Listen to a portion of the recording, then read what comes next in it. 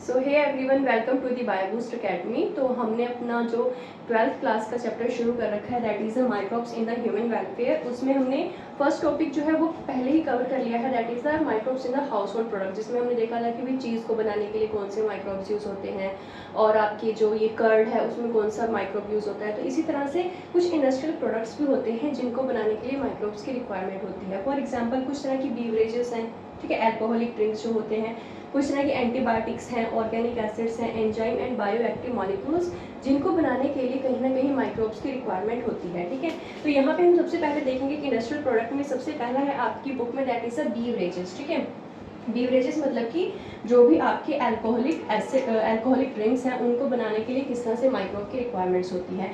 तो यहाँ पे सबसे ज़्यादा जो यूज़ होता है दैट इज़ द यीस्ट, जो हमने ब्रेड मेकिंग में भी देखा था, दैट इज़ द यीस्ट होता था सैक्रोमाइसिस सेरेविसे। सेम ही यीस्ट है वहाँ पे ब्रेड मेकिंग में, बेकरी में जब हम इसको यूज़ करते हैं तब हमने इसको बोला था बेकर्स यीस्ट। बीवरेज बनाने के लिए जब हम इसको यूज़ करते हैं तो हम इसको बोल देते हैं ब्रूअर्स यीस्ट। ठीक है, सेम ही यीस्ट है सैक्रोमाइसिस सेरेविसे। तो अब ये क्या करता है कि भाई बेस्ड अपॉन दैट कि बीवरेजेस कई तरह की होती है, जैसे ब्रांडी, विस्की, वाइन, तो अलग अलग बेस्ड अपॉन दैट कि उसमें प्रोडक्ट हम क्या यूज़ कर रहे हैं, रॉ मटेरियल क्या यूज़ कर रहे हैं। फॉर एग्जांपल आप बीवरेजेस बना सकते हो ग्रेन से भी, ठीक है, फूड ग्रेन्स जो होती हैं, फ्रूट से भी बना सकते हो, शुगर केन जूस से भी बना सकते हैं। तो इस तरह से अलग अलग यहाँ पे रॉ मटेरियल होता है, बेस्ड अपॉन दैट अलग अलग तरह की बीवरेजेस यहाँ पे बन सकती हैं।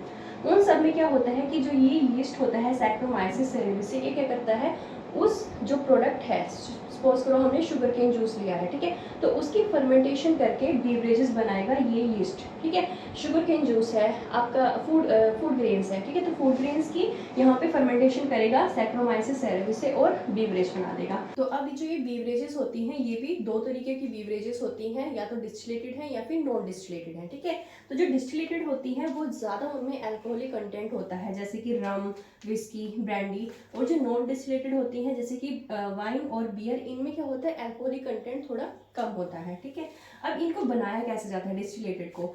सो डिस्टिलेशन का प्रोसेस क्या होता है, जिसमें हम किसी भी लिक्विड को क्या करते हैं, हीट करते हैं, और हीट करने से जब भी उसके वेपर्स बनते हैं, ठीक है, सपोज करो हमारे पास कोई भी लिक्विड है, तो लिक्विड को यहाँ पे हीट किया जाएगा, और हीट करने से जो भी इसके वेपर्स बनेंगे उन वेपर्स को क्या किया जाएगा, कंडेंस किया जाएगा। ठीक है, उनको लिक्विड में यहाँ पे कंडेंस करके लिक्विड में कन्वर्ट कर दिया जाएगा। तो इस तरह से जो भी ड्रिंक मिलेगा यहाँ पे उसमें that is a more pure. ठीक है, तो उसमें हाई अल्कोहलिक कंटेंट ज़्यादा होगा, जितनी भी इम्प्योरिटीज़ वगैरह होती हैं, क्योंकि इम्प्योरिटीज़ जो है वो वेपर्स में कन्वर्ट नहीं होंगी, तो इस वजह से इम्प्योरिटीज़ इधर रह जाती हैं, और काफ़ी हाईली अल्कोहलिक कंटेंट वाला जो लिक्विड होता है वो हमें यहाँ पे ऑब्टेन होता है। ठीक है, so that is a distillated rum, whiskey, brandy and the non-distillated wine and beer. So this is all about the beverages. ठीक है, तो जो सेकंड इंडस्ट्रियल प्रोडक्ट है दैट इज द एंटीबायोटिक्स। ठीक है, तो एंटीबायोटिक्स क्या होती है, एंटीबायोटिक्स क्या होते हैं, ये ऐसे केमिकल्स होते हैं जो किसी माइक्रो ऑर्गेनिजम्स के द्वारा जो है वो प्रोड्यूस किए जाते हैं, और ये केमिकल्स क्या करते हैं, किसी दूसरे माइक्रो ऑर्गेनिज्म, जो सपोज करो कि कोई हार्मफुल ऑर्गेनिज्म है, उसको किल करने में हमारी हेल्प करते हैं। ठीक है, तो एंटीबायोटिक्स क्या होती है, सबसे पहले इसकी डिस्कवरी किसने की थी, एक्चुअल में एक तरह की कोइंसिडेंशियल डिस्कवरी थी ये। तो इसकी डिस्कवरी किसने की थी, तो इसकी डिस्कवरी जो हुई थी, तो क्या हुआ था कि जो अलेक्जेंडर फ्लेमिंग थे, ठीक है, अलेक्जेंडर फ्लेमिंग, वो क्या कर रहे थे, वो एक किसी बैक्टीरिया के ऊपर जो है वो काम कर रहे थे। ठीक है, तो बैक्टीरिया के ऊपर काम कर रहे थे, तो उनकी जो बैक्टीरिया की जो भी पेट्री डिशेस वगैरह होती थी वो अनवॉश की हुई उन्होंने ऐसे ही रख दी। कुछ दिन के बाद क्या हुआ कि उसके ऊपर एक मोल्ड जो है वो डेवलप हुआ, मोल्ड मतलब कि कोई भी फंजाई जो है वो डेवलप हुई, और उस फंजाई ने, उस मोल्ड ने क्या किया, कुछ ऐसे केमिकल सब्सटेंस को रिलीज करना शुरू किया जिसकी वजह से जो बैक्टीरिया था उसके सराउंडिंग में ग्रो नहीं कर पा रहा था। ठीक है, तो उस केमिकल को देखा गया कि भाई ये केमिकल एक्चुअल में है क्या, तो उसी केमिकल को तब नाम दिया गया पेनिसिलिन। पेनिसिलिन क्यों दिया गया, बिकॉज जो ये केमिकल था ये क्रिएट किया गया था by the fungi Penicillium notatum. तो ये फंजाई थी जो उस डिशेस के ऊपर जो है वो ग्रो की थी, और इसी पेनिसिलियम नोटेटम ने क्या किया था, उस बैक्टीरिया की ग्रोथ को क्या कर दिया था, कम कर दिया था। ठीक है, तो इसी वजह से नाम क्या पड़ा, पेनिसिलियम नोटेटम। और ये डिस्कवरी किसने की थी, अलेक्जेंडर फ्लेमिंग ने।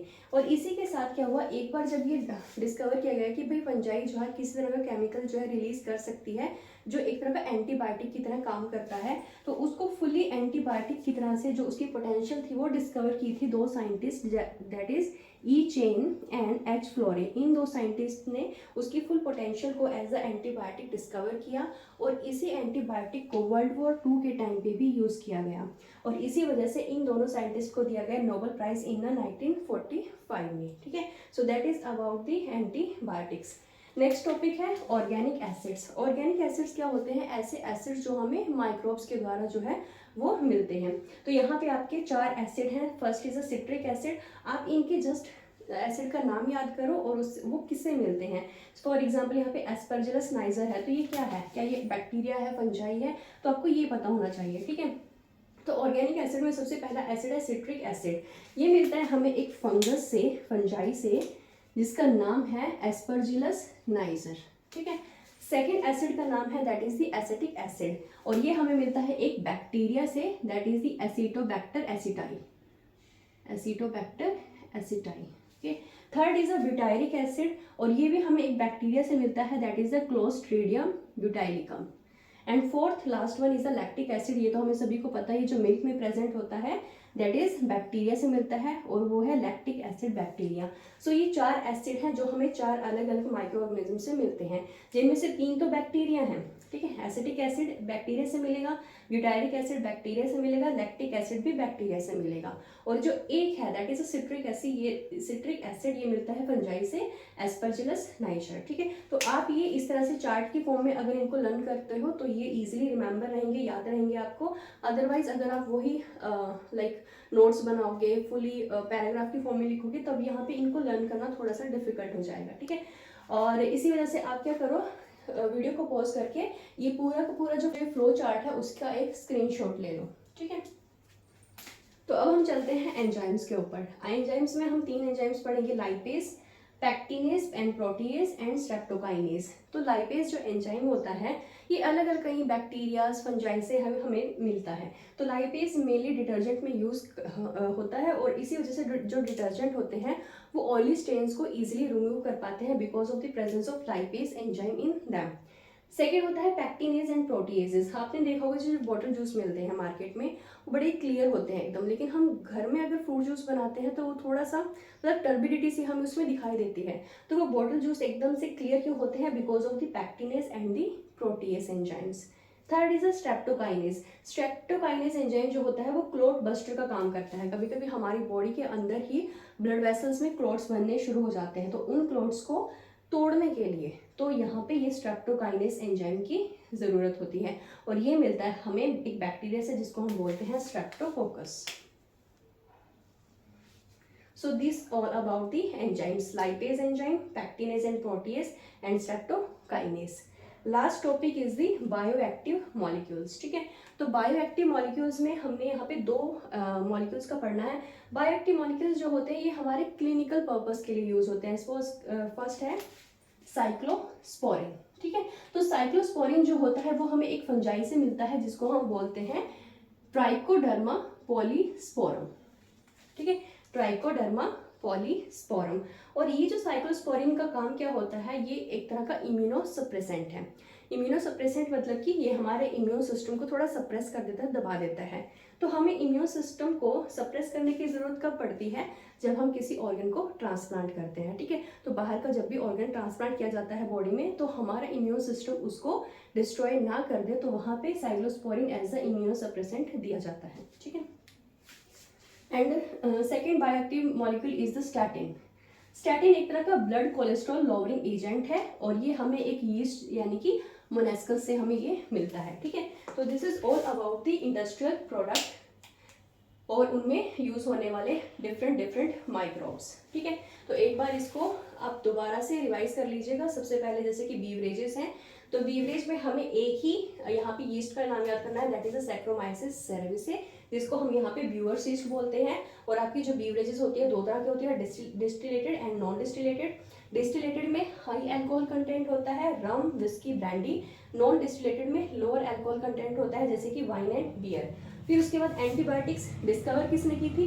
अलेक्जेंडर फ्लेमिंग ने। सबसे पहली एंटीबायोटिक कौन सी थी? पेनिसिलियम। Why penicillium? बिकॉज ये ऑब्टेन हुई थी एक फंजाई से जिसको हम बोलते हैं पेनिसिलियम नोडेटम। ठीक है, फिर इनको इस पेनिसिलियम का फुल एक तरह से एंटीबायोटिक की तरह से जो पोटेंशियल था, फुल यूज था, वो 2 साइंटिस्ट ने डिस्कवर किया था, ई चेन एंड एच फ्लोरे ने। इसी वजह से इनको सेकेंड वर्ल्ड वॉर में यूज़ किया गया था एज द एंटीबायोटिक, और इन 2 साइंटिस्ट को नोबेल प्राइज दिया गया 1945 में फॉर देयर डिस्कवरी।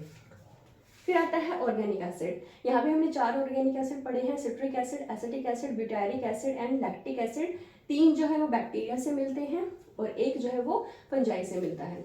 3 तरह के एंजाइम्स पढ़े हैं, lipase, pectinase and protease and streptokinase. ठीक है, लाइपेज जो होता है वो डिटर्जेंट में यूज़ होता है। फिर उसके बाद जो पैक्टिनेज, प्रोटीएज होते हैं वो बॉटल जूस में यूज़ होते हैं ताकि वो उनकी जो अपीयरेंस है बिल्कुल क्लियर दिखाई दे जूस की। And then streptokinase clot buster का काम करता है और ये मिलता है बैक्टीरिया स्ट्रेप्टोकोकस से। Last is the bioactive molecule cyclosporin. Cyclosporin एक तरह का इम्यूनोसप्रेसेंट होता है जो दिया जाता है ऑर्गन ट्रांसप्लांट की सर्जरी में। ठीक है, फिर उसके बाद ये फंजाई से मिलता है, trichoderma polysporum. And second is the statin. Statin एक तरह का ब्लड कोलेस्ट्रॉल लोअरिंग एजेंट है जो हमें मिलता है एक यीस्ट से, that is the Monascus. So this is about the complete industrial product and the different kind of microbes used in that. ठीक है।